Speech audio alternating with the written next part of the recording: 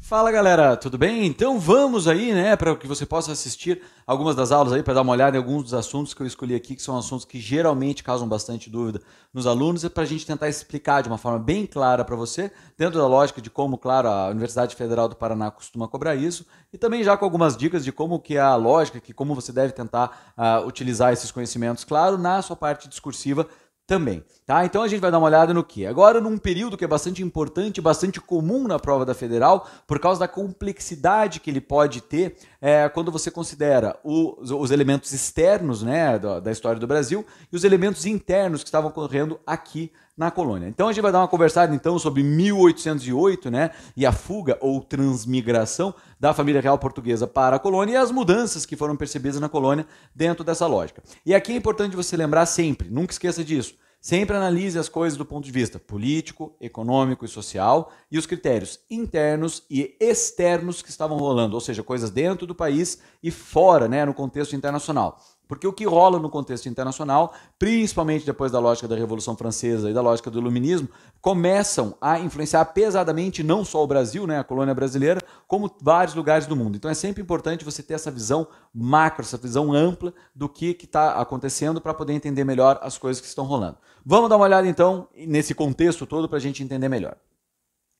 Então vamos lá, qual é o contexto geral do que está acontecendo? Vamos lá. Então nós temos aqui um contexto de crise na Europa, né, em 1808. Por quê? Nós tivemos a Revolução Francesa em 1789, nós temos o período napoleônico, né, que abala pesadamente toda a lógica de funcionamento político, econômico e social dentro de toda a Europa, e a Europa está lá sob domínio do Napoleão, o Napoleão ampliando cada vez mais seus territórios, e a Europa ainda naquela ressaca, levando um monte de porrada ainda com relação a todas as mudanças que ocorreram a partir da lógica da Revolução Francesa, adicionando ainda por cima um critério econômico que é o período de expansão da lógica da Revolução Industrial, principalmente na Inglaterra e que também está sendo desenvolvido na França e em outros lugares da Europa também. Ou seja, é um caldo aí de várias coisas acontecendo ao mesmo tempo que vão trazendo, claro, mudanças bastante pesadas aí para tudo que está acontecendo. Né? Então aqui, lógico, é o período de expansão territorial da França de Napoleão Bonaparte, né? Que inclusive ele já ampliou por toda a parte central da Europa e está chegando ali na Península Ibérica dentro desse momento. Né? É o contexto também do bloqueio, o famosíssimo bloqueio continental que o Napoleão impôs à Inglaterra. Isso é importante para você entender a lógica da fuga da família real portuguesa para o Brasil e os impactos do que diabos estava acontecendo lá na Europa. Nós estamos também num período de uma crise econômica severa em Portugal, por quê? Todos os fluxos comerciais da Europa estavam abalados por causa do período napoleônico. E Portugal, que já estava num contexto de uma crise que já vinha há décadas, para não dizer há séculos, que Portugal estava vendo cair a sua influência, lógico, que existia anteriormente lá pelo século XV, século XVI. Ela já estava vendo ela diminuindo pesadamente, principalmente por causa da diminuição do ouro que estava sendo obtido aqui no Brasil durante o período minerador. Portugal começa a se ver numa crise financeira pesada e o seu grande parceiro comercial que existia nesse momento era a Inglaterra. E a Inglaterra estava sofrendo com o bloqueio continental. Ou seja, para Portugal as coisas estavam cada vez mais complicadas. Então o que acontece? Em 1808, Portugal é invadido pelas tropas napoleônicas francesas e a corte, com o apoio da Inglaterra, por causa desses motivos que eu comentei para vocês, é transferida para a colônia. Né? Lógico que é super interessante de você ver todos os detalhezinhos do que aconteceu ali nessa virada toda, mas ali navios da marinha inglesa foram ali escoltando, né, esses navios que estavam vindo de Portugal, e foram escoltando praticamente até o Brasil direitinho. É claro que isso não foi feito simplesmente porque eles eram amigos, mas porque a Inglaterra tinha interesse em continuar a sua, digamos assim, a sua relação econômica com Portugal e via na colônia uma opção de poder continuar a dinamização da sua economia durante esse período do bloqueio continental e pelo menos ter para onde desovar a produção industrial das coisas que estavam sendo vistas e pelo menos se sustentar durante esse período enquanto não se conseguia combater toda essa influência do Napoleão. Tá?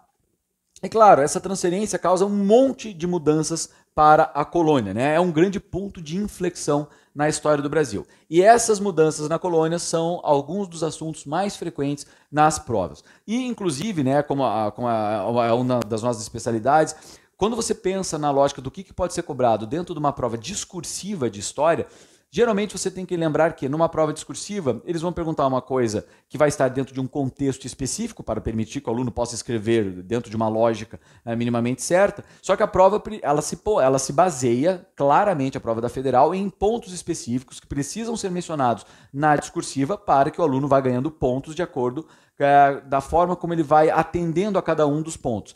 Numa prova discursiva, por exemplo, mencionando essa mudança em 1808, às vezes você pode falar, dado o contexto, você vai entender mais ou menos a lógica, e um dos pontos que pode ser utilizado para avaliar se você merece a pontuação máxima ou não, pode ser o citar de mudanças específicas que ocorreram na colônia. Você teria que citar uma, duas ou três para garantir a pontuação máxima, por exemplo. Então é interessante de quando você estiver estudando história, lógico, não é legal você ficar estudando só os fatos que aconteceram. Factualmente não é legal você estudar. O importante é você entender o contexto do que estava acontecendo e saber entender bem os fatos que ocorreram dentro desse contexto. Aí fica muito mais fácil de você elaborar uma questão discursiva de qualidade. Beleza? Mas vamos que vamos e vamos ver mais detalhes. Então aqui nós temos um maposo, né, um mapinha aqui da Europa para você entender essa lógica. Então a França fica aqui assim, né, que está no laranja mais forte aqui para você. E qual que era a lógica do bloqueio continental? O Napoleão disse que nenhum dos países continentais, né, nenhum dos países do continente europeu que estavam sob controle dele, não poderiam comercializar com aqui a Inglaterra. Com isso, a Inglaterra fica impedida de fazer comércio com esse país, ela começa a sufocar economicamente. É uma tentativa de estagnar a economia da Inglaterra e sufocar a Inglaterra dentro desse contexto, né? Portugal ainda tinha algum tipo de relação com a Inglaterra, principalmente porque ele não havia sido dominado ainda pelas tropas napoleônicas. A partir do momento que Napoleão começa a chegar na Península Ibérica e começa a ameaçar Portugal falando, se você continuar quebrando o bloqueio continental, eu vou te invadir e vai dar problema. O que acontece? Portugal continua comercializando com a Inglaterra e a França, né, o Napoleão, acaba por invadir Portugal, o que causa a fuga da família real para o Brasil sob a segurança, né, digamos assim, do pessoal da Inglaterra. Então isso aqui é legal de você perceber também o seguinte, veja que toda a parte do continente europeu praticamente está sob controle do Napoleão. E é claro que isso vai ter grandes coisas pesadas para a história do Brasil, por quê? Em 1815, quando Napoleão sai do poder e começa a lógica do Congresso de Viena, que tenta reestabelecer a ordem da Europa, essas coisas vão ter grandes impactos para Portugal e, consequentemente, para o Brasil, e não por acaso. Essas coisas todas começam a acontecer lá por 1815, cerca de 7 anos antes da independência do Brasil. Ou seja, sim, esse contexto maluco todo acaba tendo uma influência pesada para o contexto da independência do Brasil, como a gente claramente vai ver em outras aulas também, ok? Então aqui, né, o que acontece, né? Então quais são as principais mudanças que são percebidas aqui na colônia de imediato quando isso aqui acontece? Primeiro, nós temos a chamada abertura dos portos às nações amigas. Quando você fala nações amigas aqui, você tem que entender a Inglaterra, que era a única nação amigucha, né, de Portugal. Né? Então o que isso quer dizer? Que antes você tinha a lógica do pacto colonial. Colônia apenas comercializava com a metrópole. Se você tem esse esquema do Brasil comercializando apenas com Portugal, quando vem dentro dessa lógica fugindo para cá, é lógico que Portugal sabe, a corte sabe que precisa dinamizar minimamente a economia da colônia. Com isso ela autoriza a abertura dos portos, ou seja, agora pode se comercializar com as nações amigas. O que aqui quer dizer que na prática é a Inglaterra. Ponto importantíssimo dessas mudanças, tá? Importante também que eventualmente pode ser assunto que pode ser mencionado, por mais que não seja perguntado especificamente, a menção a isso, por exemplo, aqui, ó, a revogação do alvará de 1785. Que alvará é esse? Esse é um alvará que falava assim, são proibidas as manufaturas no Brasil. Ponto. Ou seja, você não poderia fazer nenhum tipo de beneficiamento, ou seja, entre aspas, uma industrialização de itens no Brasil. Por quê? O interesse que Portugal tinha nesse contexto, no esquema clássico colônia-metrópole, era que a colônia continuasse só mandando matérias-primas para que fossem beneficiadas e tivessem valor agregado em Portugal para que Portugal ganhasse mais dinheiro. Com isso, em 1785, havia um alvará que dizia é proibido qualquer tipo de manufatura mais especializada no Brasil. Quando você tem a vinda da família real para cá, o que você precisa? Você vai precisar de novas estruturas que possam comportar a chegada dessa corte e as necessidades dessa corte. Com isso, você tem a revogação, é cancelado o alvará de 1785, que proibia as instalações de manufaturas no Brasil, e entre todas as aspas do mundo, aqui, você tem o início do que poderia ser uma lógica de uma industrialização brasileira dentro dessa lógica da Revolução Industrial. Sendo que essa industrialização só vai ocorrer efetivamente, começar a ocorrer de uma forma mais efetiva no Brasil, de leves, lá pela década de 60 do século XIX. Tá? Mas de forma bem tranquila, e isso é assunto para depois. Tá? Mas só para você saber que eu já vou jogando lá para frente e para trás, para você poder lembrar e poder contextualizar isso melhor quando você vai lembrar de tudo que você está estudando. Tá? Temos aqui também os chamados Tratados de 1810, ou seja, 2 anos depois do que rolou, são os chamados Tratados Desiguais, que são tratados que estabelecem como que será a nova relação entre Portugal / a colônia brasileira, né, a colônia portuguesa, e a Inglaterra. São tratados que beneficiam enormemente a Inglaterra, inclusive em detrimento, né, das coisas que Portugal poderia se beneficiar dessa relação, por isso que são chamados tratados desiguais. Tratados esses que são feitos por quê? Porque Portugal precisava agradecer a ajuda da Inglaterra na fuga da família real aqui para a colônia. E o que é importantíssimo de saber, esses tratados desiguais causaram inúmeras insatisfações no Brasil. Por quê?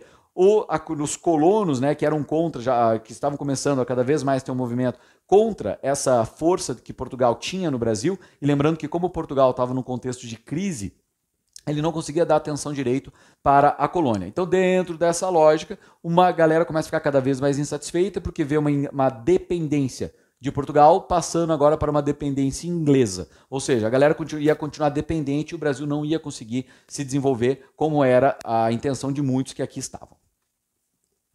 E dentro dessa lógica, os tratados de 1810 especificamente, que é um ponto também que pode ser explorado dentro dessa lógica, quais eram alguns desses principais pontos desses tratados com a Inglaterra? 1.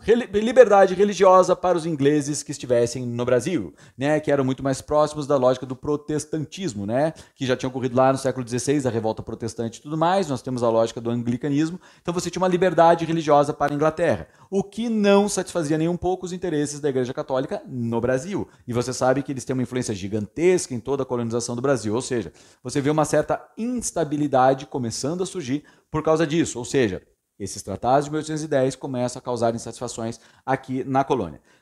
Nós temos também a chamada extraterritorialidade legal. O que quer dizer isso? Que os ingleses, mesmo no Brasil, estariam sob controle, sob a influência das leis inglesas. Ou seja, o cara não seria julgado por um tribunal com leis da colônia ou leis /portuguesas. Seria julgado com leis inglesas acima de tudo. Ou seja, é uma grande ameaça, lógico, do que seria a soberania da colônia, que na verdade, ou seja, a soberania de Portugal. De qualquer forma, é dependência da Inglaterra e a galera não curte isso.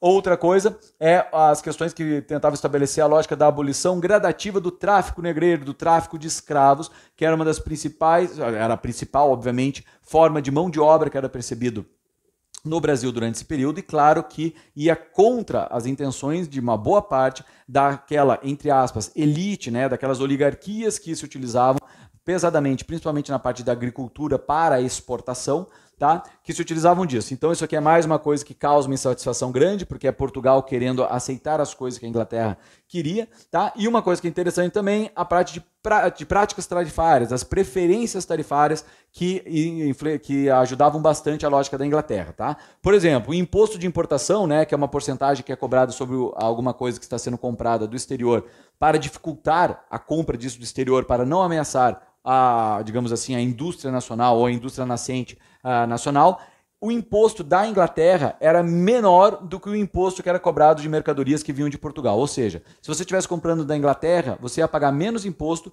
do que você pagaria se estivesse comprando de Portugal. Né? Era 15% para a Inglaterra e 16% para Portugal. Ou seja, mais um negócio que estava demonstrando que Portugal estava completamente subserviente à lógica da Inglaterra, e isso vai causando, lógico, cada vez mais insatisfações dentro desse contexto. Assim, você pode ver que, dentro desse contexto todo, você está vendo a quantidade de fatos ali que podem ser abordados na sua prova, que podem ser cobrados, e ele precisa obrigatoriamente que você entenda o contexto, porque o grande problema, o grande desafio que você tem é quando chega uma questão discursiva para você, você não sabe qual é o contexto dela, você sabe meia dúzia de coisas decoradas. Aí você não consegue escrever absolutamente nada, e o pouco que você escreve, como está descontextualizado, acaba não sendo considerado e você perde nota ou zera. Tá? E isso que é importante de você ver.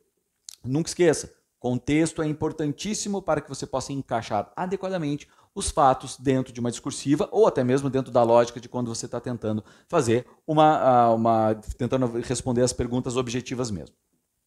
Então, galera, bons estudos, não esqueça disso. Essas dicas que a gente tenta dar para vocês é para tentar dar uma ajudada já para você conseguir estudar um pouco mais, estudar melhor toda essa complexidade que tem no esquema da história e principalmente dentro dos critérios que a Universidade Federal do Paraná tem como principais para que você possa conseguir fazer uma boa prova e ser aprovado no vestibular. Lembrando que na segunda fase está a maior parte para você de conseguir a sua tão sonhada aprovação. Não deixe de lado jamais o fato, não subestime o fato de que a maior parte da tua nota está na segunda fase. Você tem que saber escrever bem e dominar bem o assunto para fazer isso com toda a tranquilidade do mundo. Beleza, galera? Até a próxima, espero que tenham gostado. Qualquer coisa, deixe um comentário aí embaixo. Grande abraço.